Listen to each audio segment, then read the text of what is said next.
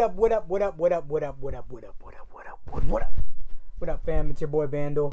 We're in here in the studio and we got number 3 of the Lumberjvck No Sleep Tonight walkthrough. But before that, I wanted to say thanks for everybody who's been watching. Thanks for my homies, all the subscribers. And if you haven't subscribed yet, subscribe down low, hit that button and hit the bell so you get those notifications. I did some updates to my website. I am now offering mixing, mastering, stem mastering, and some consulting. So I'll have the link in the description down there. So just make sure you check it out if that's something that you guys think you need. Also, I have a sample pack that just came out. I have a video that I'm going to be putting out soon walking through the sample pack. And you can buy that on my website as well. It's the link will be down there. And it's only like $20. So check that out if you want. And I'll in the walkthrough I'll show you a couple of beats that I made just with those sounds and with like some other sounds from Splice and stuff.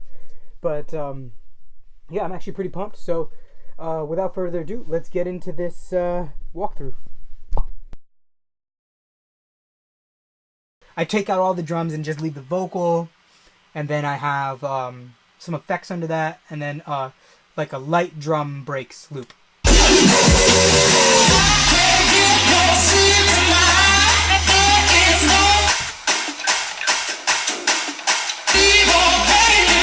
I lied, I'm sorry. The drum loop doesn't. It's not a breaks loop. It's just a clap with some like other like perks in there. And I'm not a drummer, but I like to think of arranging my my leads, my bass, and my and like stuff like that in a very rhythmic way. So I'm listening to like the rhythm that's going on with the whole track, not just the drums. You don't need to just get rhythm from your drums. You can get rhythm and swing and groove from like the way you play your synths in, if that makes any sense.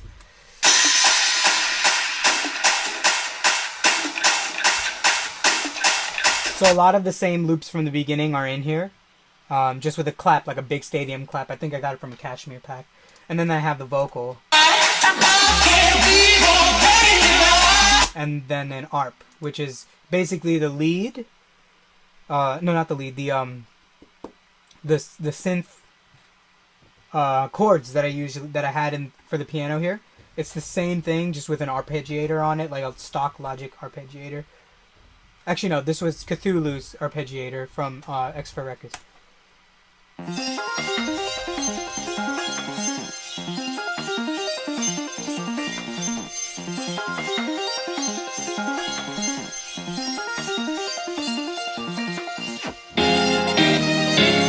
And then just so that this section had something different, I added like this like Cashmere lead from his synth pack. So it was really ravey.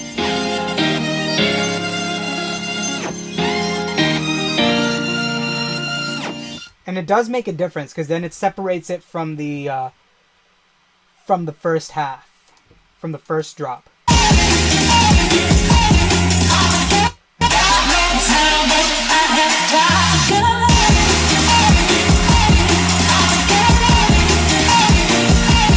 You don't really hear it unless I solo it, but you'll hear it at the end.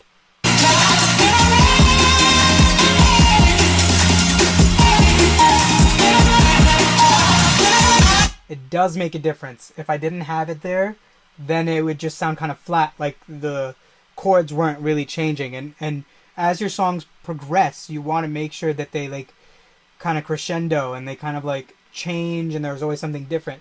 So that was for the ear. And now this whole tempo change part, I think I actually put in the tempo change here. So I did it with Logic, and basically what I did was I time stretched, or no, I used the flex time that Logic has, which is Logic's like time stretching, I guess built-in plugin or whatever, built-in tool up here, and basically everything was being time stretched in this point. Everything was being like flex timed here. And so what you do is like you set the flex time to the tempo that all the loops are set at. So my tempo before was 150, and all my loops were set at 150, and all my drums and everything, right? So when I turned on the flex time, it was all at 150. So that means it would use that as the reference, and that was like what it would base its changes on. So after doing that, I just went up in here in the in this little arrow. I don't know what this section is called, but you can do like markers up here, and you can do like signature change. So if you didn't want a 4/4 beat, you can change it to like 3/4 or whatever. And then you have a tempo change here, which is actually kind of cool, and it has different options. Logic, the new Logic for Sierra, which I didn't have at that time making this song, is pretty nice. So then I just did a tempo change from here. I just kind of made it like really smooth so that it was a gradual change and not like, you know, just like a straight change. So then it felt like in this section all the same build elements are there, like the pitches, the up pitching, synths, and like the reverse swells and the drums. Everything was the same, and the vocal was the same and everything. Besides the main like the lead effects, this thing that wasn't there. This because that was added after the fact. But here the tempo change actually acts as like build effect too, which is kind of weird because it just changes down. So I went from 150 down to 130 for this, and it was just for shits and giggles because I didn't want to make a like future bass drop for the second drop. I wanted to do something different. So so I have this doing going down and changing.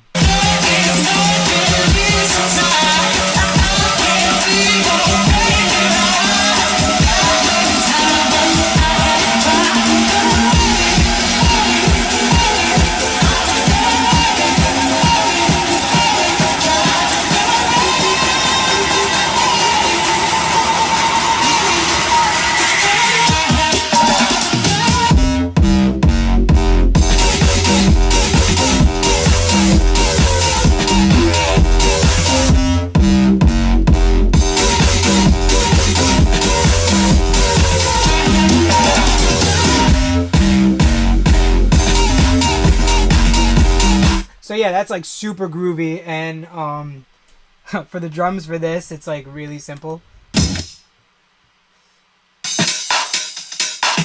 And that's just a Vengeance loop from like a Vengeance thing. So I didn't really do anything crazy with this loop. But what I did, I think, is I know, but I did use the same kind of synths from the first drop, but then like I kind of changed the pitch bending around. And I changed the LFO rates for some of the synths so that they could kind of like give that same future bass bounce. Or no, wait, no. Future house bounce. Yeah.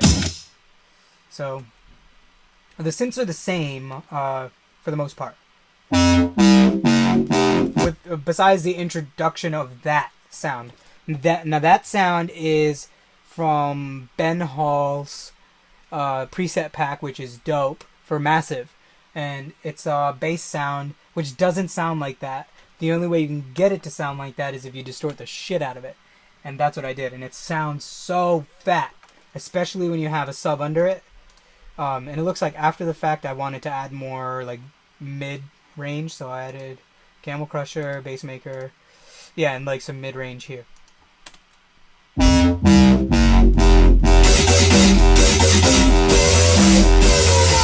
So in this instance, I had to think of the bass differently. The bass was now a sub bass, and it wasn't serving the purpose of adding a bottom end to the synths, right? So for the first hits, they are, and but after that, you can hear it gets like really like super like, I don't know, like flowy. I don't know how to explain it. So what I did was I turned the portamento or the glide up on the synth. I believe this is also Massive. No, not Massive, Serum. And I went from one octave to the next octave, one octave to the next octave.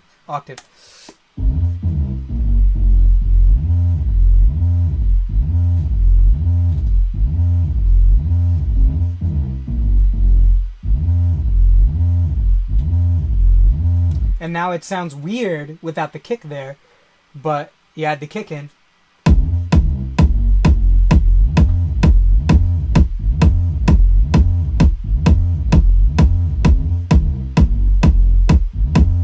So now the kick for the first hit gets like this maximum like super hard hitting, like because it's got the sub under it.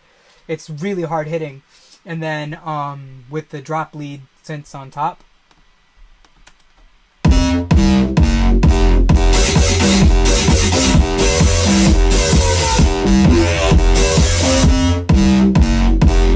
Now the important thing is, like, remember when I said I like to arrange my melodies and like synth parts and think of them rhythmically as well. So this was very like, I was thinking of just making the leads bounce like a lot. So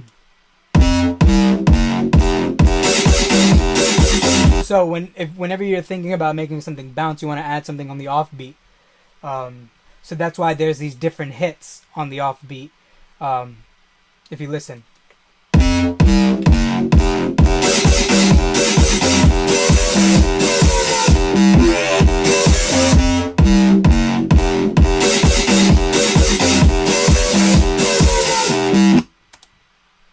So then at that point I'm just thinking about adding in like I'm just having it do like something that's bouncy, and then once I got those offbeat notes set in, I set in everything else around that so that it would be so it would have a little bit more groove and not just be such like, you know, up and down straight right on the grid. I didn't do too much as far as adding swing to this in Logic. I just placed the notes in a way that it felt like there was swing around the kick. It's very easy when you have a 4 on the floor kick like this to make it feel groovy. And also a big contributor to that was the actual drums, the drum loop from the Vengeance thing, because this added all the groove that I needed basically.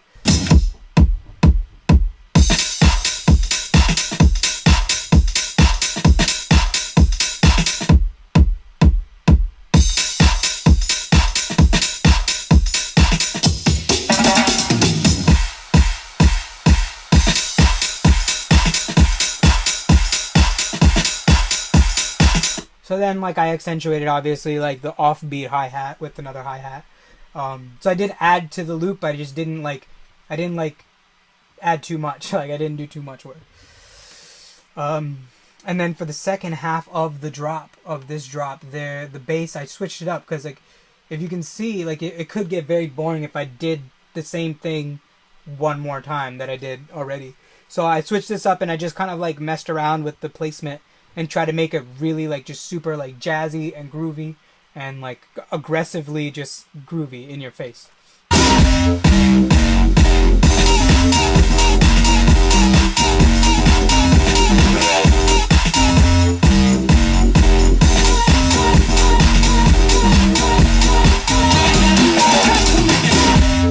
So what's really cool about this is the vocal. The vocal adds to that same offbeat bounce and groove that I was trying to go for. So, and literally all I did for this was like, I listened to the vocal and I just cut random little clips from the vocal right before the drop. Like I just cut little clips from it, and then I for the second one I reversed it and just added them as and used them as like rhythmic elements. So if you listen to it,